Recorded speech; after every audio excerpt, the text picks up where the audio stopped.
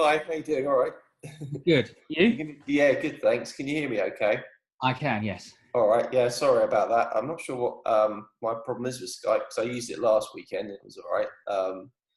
But had someone else on Tuesday and didn't work, so we used this and it seemed to be okay. So Okay, well, yeah. I think you're not the first person who's had trouble with Skype audio. It's never caused me problems, but then I'm on a Mac, so nothing causes me problems. Well, yeah, I'm on a Mac as well. Oh, right. It's usually all right. So I don't know. Okay, so you've played around in the settings to select the right sources. Yeah, I have. Yeah, I'll have another look at it later on and do the test call because I didn't hear my voice on the test. So Okay. So yeah, it's obviously a problem. But thanks for your time. No worries. I won't keep you too long. So yeah, I was just really just going to ask you just a few questions just about obviously starting building an online course, starting an online business and things. So yeah, so I was just wondering what your sort of backstory was and how you sort of got involved with online business, really. I suppose the main reason is because I just wanted to de-risk my real world business. I do training real world, so I'm serving clients all the time. There are ups and downs in the business cycle. There's also the possibility that one day I might not be able to get out and about for whatever reasons. I have a young daughter, not getting any younger. I might actually choose not to get out and about so much. So it was largely about trying to create another source of income that would kind of create a stable backdrop to any other income that I get in the real world.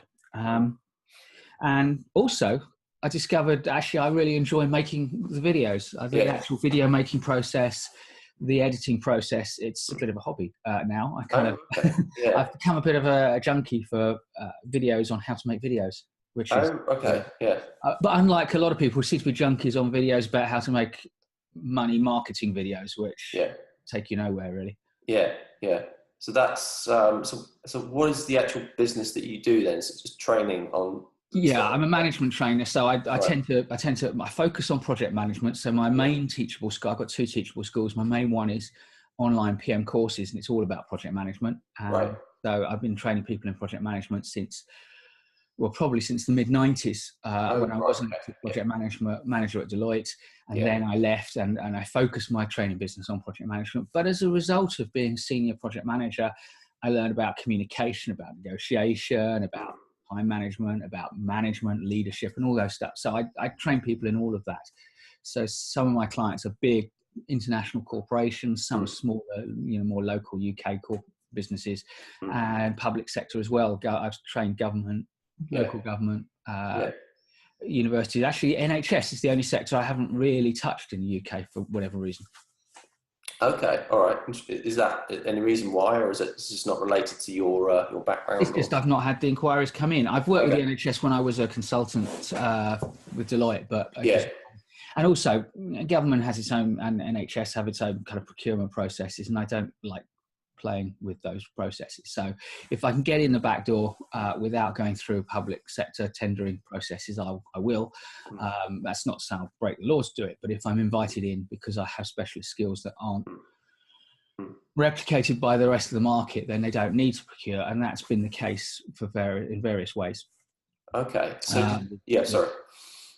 With the other public sectors, but not with the health sector. Right. So did you have an existing sort of client base? Obviously you had one already. You sort of brought new clients on with the course and things, or is this? Well, the courses tend to be business to consumer rather than business to business. I'm selling to individuals. Online PM courses are very much designed to appeal to, I suppose, primarily two sorts of people. One is the wannabe project manager, the young graduate recently into work, wants to expand their career out and become a project manager. And the other is the more senior person who's been around for a while. They've been managing projects, but they've been asked to manage and lead a project as part of their managerial role, and it just seems too big, too complex, and they need to get some more skills. Those are the two groups of people that I've largely trained here in the UK for getting on for 20 years now. So I got a lot of experience with finding ways of explaining project management and other topics to them. Right. And how do you, in terms of sort of growing your client list for new clients, how do you do that? What tools do you use? It's largely the usual social media things. Yeah. If I'm honest, the biggest boost to numbers coming into my school has been when I made an alliance with a project manager in Germany who had produced a product and actually asked me to put it on my school. Yeah. And he had a very big set of contacts through a LinkedIn group.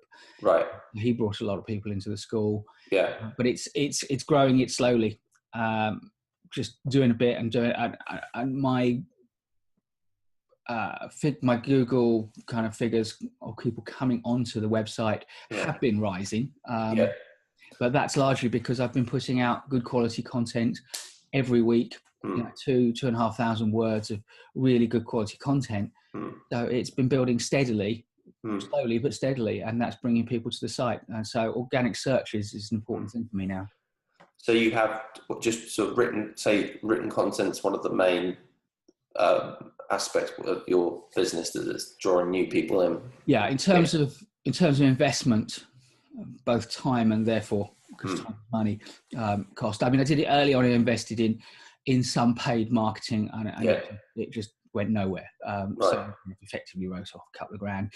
But what I do invest in is about 6, 7, 8 hours a week in writing long form content, presenting it well, doing some decent graphics for it, and then I use automation to get it onto the net, onto Facebook, YouTube, not YouTube, Facebook, LinkedIn, Twitter, that sort of thing. I'm also increasingly growing my YouTube channel, so that kind of hit 1,000 a couple of weeks ago. Okay, yeah. Subscribers, and so that's coming up as well. So I'm hoping that will become a major channel in the not too distant future because it's video. It should sell it well. Is that way, which you touched upon earlier, that the video editing is something that you started to really enjoy? And so are those the videos that you're making, are they going onto YouTube, or is these are sort of a bit of a mixture going into your course? Well, the videos are going into the courses, and so I do my videos faced live to camera. Yeah. About 80 to 90% of my videos are me facing a camera talking, and then I edit the videos to put the diagrams that I need to explain the context behind me, because I'm delivering stuff that I've delivered many times before in live content. I don't need notes. I know what I would be drawing by hand if I were speaking it. So I just speak it to camera and then draw it onto the screen. But interestingly, I've learned a lot about making and marketing a video training business from the people I learn about video editing. Ripple Training do fantastic videos on how to use Final Cut Pro, how to use Motion, make videos, which is where I've learned, and I've become addicted to videos. And it's occurred to me around about Christmas time that actually I should be learning from how they might have built their business. And they built their business. They use only significantly use one social media channel, which is video, which is YouTube. They put out at least one video a week, high quality, and they're not pushy, they're not salesy, they just make good quality stuff, and people who need it come and buy it from them. So I'm trying to kind of emulate that, which is how I've been doing it anyway, with the idea that if I put out really good content, people will come, they'll find out about it, and when they need to learn formally, they'll learn from me. So that's realizing that they've made a very successful business out of that has given me a lot of confidence. Yeah. In terms of people that are brand new to this and want to start making an online business, so in terms of video, if they don't have sort of the technology, where would you say for someone to get started in terms of Well, I think there are a lot of videos out there that aren't very good, and a lot of them, the screen grabbing applications make it very easy to do a voiceover to PowerPoint, and that also makes it very easy to create death by PowerPoint through a new medium. So I'd encourage people to get their iPhone or their Android phone or whatever out and practice videoing themselves and practice speaking to camera and learn your craft. It will take a long time to get used to speaking fluently, looking into a camera. You will learn about how to use the camera, but as you start to make things and maybe start to invest a little bit in increasing the quality of the sound first, because mobile phone cameras are very good these days. Yeah. You know, learn the craft and learn it step by step. Make a few videos, make some for YouTube. See how how people respond to them. When people kind of critique, I can't hear you, that's telling you something you need to know before you move on to, you know, onto the platform. So I'd start slowly. I think there's a lot of advice out there saying, you know, you can make it rich very quickly making training videos. You don't need anything much. Yes, you can, but most of the people who are making it rich are offering you videos on how to make it rich. And if they're so greedy, they'll buy them. If you've got something solid you want to teach, then invest the time, learn your craft. And I mean, I haven't got the long-term evidence to prove it, but I'm confident that that's the way to build a sustainable business rather than a short flash in a pan until people realize actually you haven't got anything much to offer. Yeah. Would you say sort of video marketing is one of the best ways to market your business? Obviously, you've got things like Facebook and, you know, webinars, but you think that's probably the best thing to do? Or? Well, I haven't used Facebook much for video marketing. I'm using YouTube. I should be using Facebook more, I know. And actually, I have a plan for the second half of the year to put my videos onto Facebook and onto LinkedIn because I'm selling business skills. Yes, and I know webinars are a very, very popular way of selling, and I have tried those and it hasn't worked for me. And I think the reason it hasn't worked for me so far is because you need to build up sufficient following for people to actually sign into your webinar to make it worth your while doing it. Getting one or two people on a webinar is not, you know, it's not good use of time. So I do have webinars on my horizon. I bought software. I'm able to use it. It's just I'm now going to kind of wait until I've got enough following that if I say there's going to be a webinar, I can be confident that I'm going to get at least a dozen people on, which means if I am going to try and sell something at the end of it or point people towards a product, there's a chance that some of them will actually follow that link. How does someone sort of build a following from scratch or from zero? That they start today. Where would they go? You know, I think you need to find the communities that are actually interested in that topic, join those communities, participate in those communities, start to add value to those communities, and then gradually you can start to create a distinctive voice. Once you're in with those communities, then maybe people will subscribe to your feed, your YouTube channel, your Twitter feed, your Facebook page, and gradually and slowly. There's no magic to it. I would avoid like plague people who offer to get you 2,000 Facebook likes in a week or whatever, because I think the Facebooks, the Twitters, the YouTubes, they kind of know what's going on when there's a sudden rush of subscriptions from the Far East or from Eastern Europe, and they probably will find a way, even if they're not overtly penalising you, of making sure that that's not fully recognised because they know it's cheating. So do it properly, and don't rather than invest thousands of pounds in a paid strategy from people who promise you miracles, invest the time in building a real following. And it's better to have 10 to 20 people who actually want to buy your products than 200 people who want your free item. Yeah.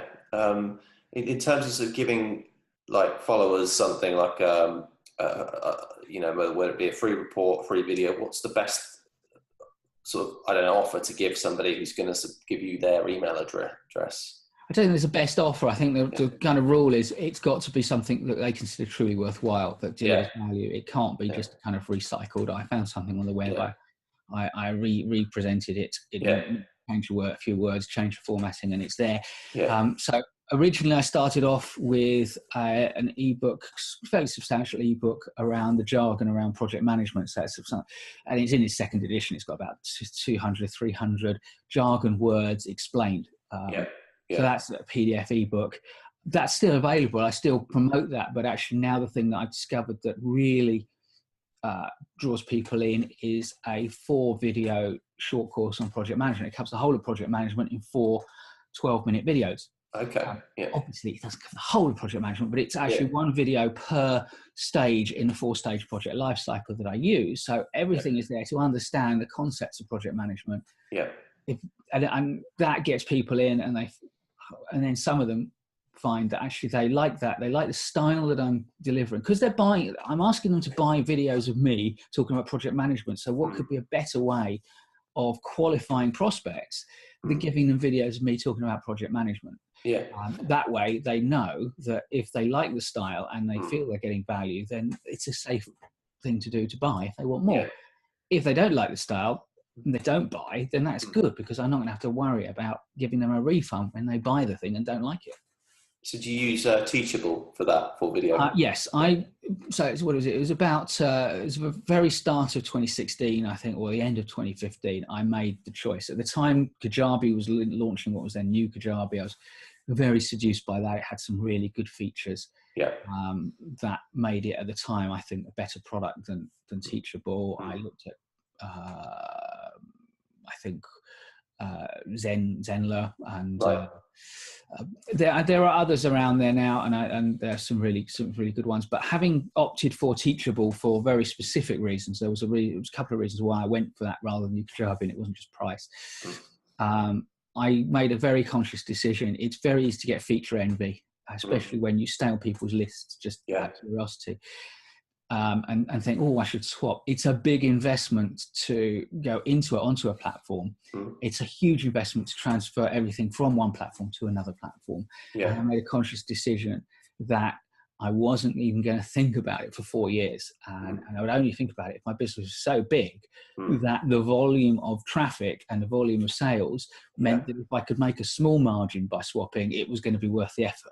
Yeah. Because I'm under no illusion. If someone doesn't buy my video, it's not because they think, oh, cry, it's on Teachable. If someone doesn't like my emails, they don't think they don't like Mike's emails because he's using Active Campaign to send the emails out. If he only used Drip, or if he only used ConvertKit, then I'd follow his emails. That's absolute rubbish. If you find a package that does what you need it to do, regardless of whether it's not quite as nice at this or it doesn't have this extra feature, then stick with it, commit to it, learn how to use it properly, and that then becomes the platform on which you build your business and you commit to it. Then that's fine. It doesn't matter if actually, today I could get a better package from another provider. If it would only matter if getting a better package from that provider would give me actually more revenue that justified all the costs and efforts of swapping.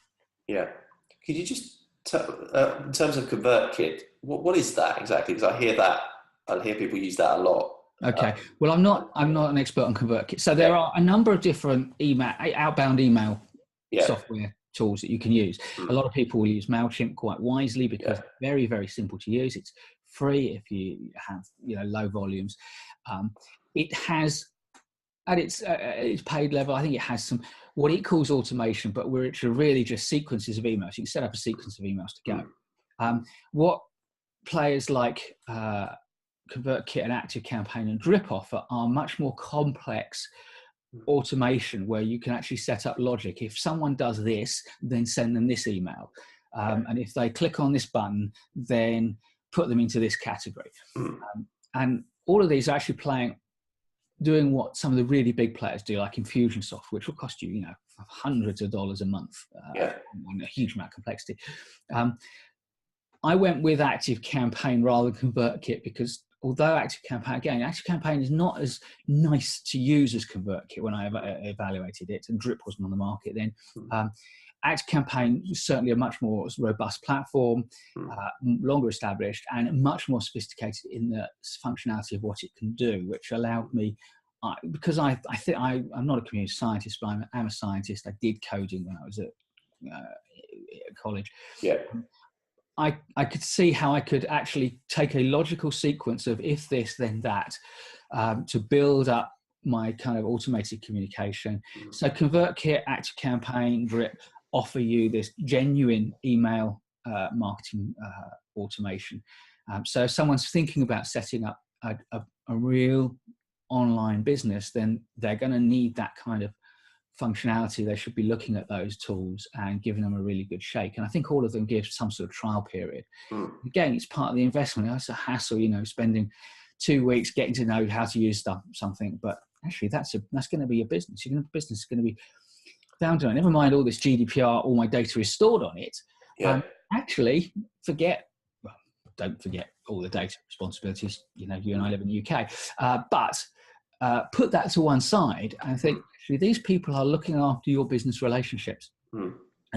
And the things I liked about ActiveCampaign was it was actually priced very similarly to MailChimp, towards the bottom end of the market in terms of pricing, but it's towards the top end of the market and what it can do. It's got some really great customer service ethos and training. So although it is complex to use if you're not a logical thinker, it really does provide a solid platform to build your business on. So I started from day one with the online PM courses business using ActiveCampaign and Teachable as my two primary tools, and a WordPress website to communicate with my customers. So those are the three tools: WordPress, ActiveCampaign, and Teachable.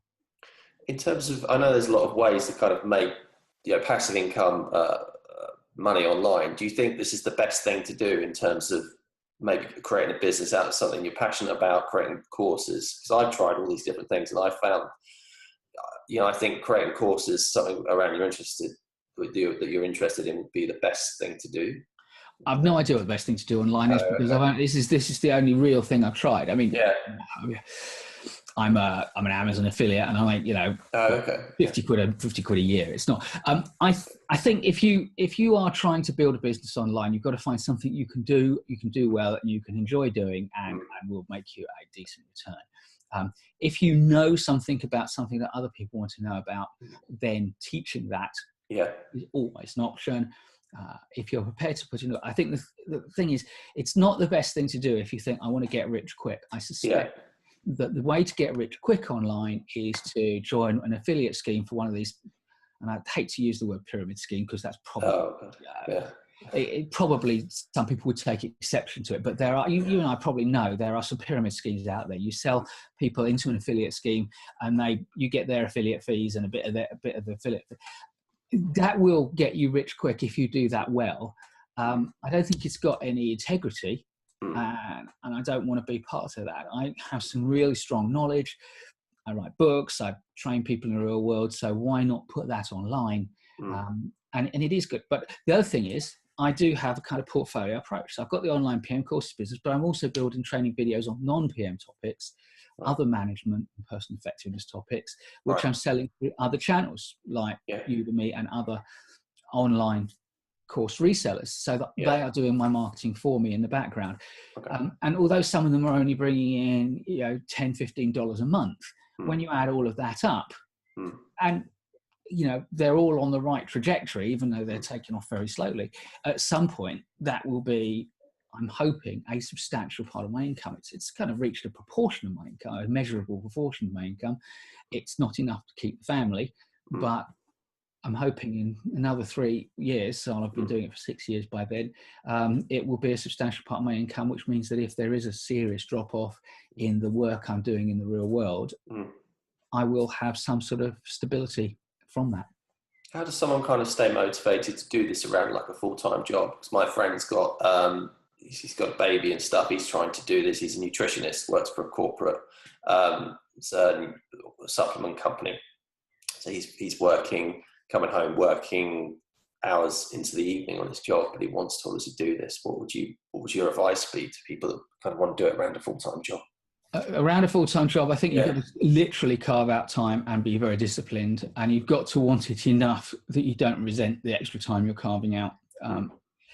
Doing it I'm not doing it as a full-time job, but I'm doing it almost as a full-time job. I'd say typically 3 days a week are spent on the online business and 2 days now on the real world business out there delivering stuff.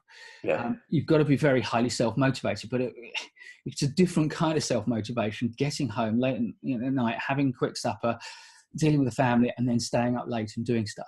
You have got problems because you're tired, you're not giving your best to the audience. I'd say think about which work you do at what time. If you're presenting to camera, try and get the family out on a Saturday morning so that you can actually be fresh when you do it. And if you haven't got expensive lighting kit, then the lighting's good because you've got decent sunlight coming in through the windows. You've got to think about all of that. Ultimately, one of the things I teach is time management, and it's about knowing what your outcomes are going to be and knowing why it's worthwhile to you. That's the source of your motivation. Yeah. But if you're not one of those people who can motivate yourself, then probably don't get into it, because you'll find it will drift on and you'll get jaded by the whole process. Yeah. You've got to want it, and you've got to enjoy the process. Brilliant. Mike, where can people get in touch with you? If they're interested in my real world UK business, so you are now in the management professional world, I need a speaker or need management development videos or training, live training, then mikeclayton.co.uk. Yeah. And the email is mike@mikeclayton.co.uk. If they're interested in project management training globally, using video training which emulates a live experience, then onlinepmcourses.com. I'll send you the links and you can put them up for your listeners. Cool. All right, Mike. Thanks very much. Don't know if you've got anything else to add, but that was pretty much all the questions I've got. No, I think that's yeah. I think that's pretty much it, really. Cool. I mean, you asked some other questions in your email, but unless you actually want to go through those, I'm fine. I'm quite happy. Okay. Which ones did I not mention then? You didn't ask about daily habits. I don't think. Okay. Yeah. Just what are your sort of daily sort of habits and rituals, I guess, based around what you do, like maybe not necessarily business related, but. Yeah, I think because I spend a lot of time training people in time management, I actually have to eat my own breakfast, really, don't I? Yeah. And I am quite good at it. I think I get up early, and when I had my daughter, I got into the habit of getting up at 5 o'clock, so I had some time to work before she woke up. And so now I'm in the habit of starting at 5 and getting a good chunk of work done before 9 o'clock and the world wakes up. Yeah. So that's one thing. The other thing is I plan my following week on a Friday afternoon. So this afternoon I will sit down and think, what do I need to achieve next week? What time have I got in each of the days? And therefore, what do I want to achieve each of those days? So that I go into a week knowing what I'm going to be doing. And I go into a morning knowing what I'm going to be. I go to bed knowing what I'm going to be doing first thing next morning. Yeah. And I suppose the other thing I would say is actually you've got to think about what is each chunk of your time, what is it all about? And I think at the start of this kind of quarter, back just before Easter, I was thinking, you know what, I need to kind of really take a shift from what I was doing in the first quarter of the year, where I was actually trying to enhance all my marketing channels. And I actually just wrote on my whiteboard, stop tinkering and start building. And I really turned around my focus this quarter onto actually creating content and stuff that I can sell. It's about that kind of big plan. Where am I heading? What am I doing this chunk of time, whether it's a quarter or a month or a year even, but actually plan in big chunks and then constantly be aware what you're going to do. Brilliant. Do you have any kind of success secrets that you might not have mentioned that have helped you? I guess similar to rituals, but just things Ultimately, I think you can't beat for success. I think you can't beat persistence and doing the stuff and keep going. And don't believe the gurus who can tell you that you could make it rich in 20 days with a gigantic launch. Yeah, you might do. I'm not saying it can't happen, but mostly it happens with products where people think they can get a miracle. So you say, I can make you slim in 20 days. Some people will buy that out of desperation, believing that you might be able to do it when no one else has. I can make you rich in 20 days. If I really thought you could do that, I'd spend a lot of money. And if I was desperate enough or gullible enough, I'd spend the money. But for most of us, it's about being diligent, turning up, doing the work. If your friend's example, if you're going to do it, get home, have a routine of, I will eat my supper, I will put my child to bed, and then I will spend 3 hours on the business. And persist. Do that day after day after day. Have a plan, know what you're going to do, and work through it. Even if it takes you a year to build a course, if at the end of each week you can see progress. And you will have setbacks. You will, spend 2 hours recording videos and discover that the SD card was in wrong. You jammed it in the wrong way and nothing recorded. We've all done that. I haven't actually done that, but I have made videos where I haven't captured good quality sound. I forgot to turn on the audio recorder. You've just got to be resilient. You've got to, say your rude words, kick the cat or whatever your ritual is for dealing with it, and then reset everything, start again and do it again, and recognize that actually a day or a week's work written off is nothing in the grand scheme of things. The question to always ask yourself is, in 3 years' time, what will I remember? Will I remember that I launched a course, or will I remember that, oh, I had a week when it all went horribly wrong? Yeah. Just thought of a question about course pricing. What would you recommend? Is it better to price a course quite high versus low? Because some people are not sure about that. I'm probably not the person to ask, because I've organized over this. I've read lots of stuff on pricing. Yeah. I'm not even sure I actually agree with the decisions I made 3 years ago, and I'm not sure if I were going to do it again, I would do it the same way. The fact is, I've done what I've done. I'm going to stick with it, because what you don't want to do is to send messages to your market. But I think you've got to understand what your competitors are doing. If there's nobody out there competing with you, then you're either a genius and you're doing something nobody else has done. Yeah. Probably your name's Elon Musk or Jeff Bezos. Or you're actually trying to sell a product that nobody else is succeeding to sell, so why bother? So because people are probably selling the stuff, find out what they're selling it at. And then the question you've got to ask yourself is, am I going to rush to the bottom and try and beat everyone on price, which will send a message to the market that actually, if you're the cheapest, there's probably a reason.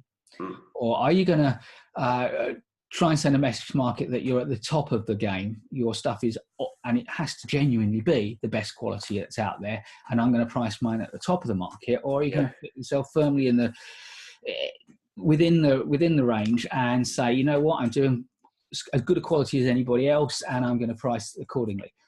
I made the decision that I was going to make my course as good as I possibly can, and therefore I made the decision to price towards the top of the market. It means when I make sales, I make good sales. But what I don't know is whether actually a higher volume of slightly smaller sales would make a bigger total revenue. I don't know.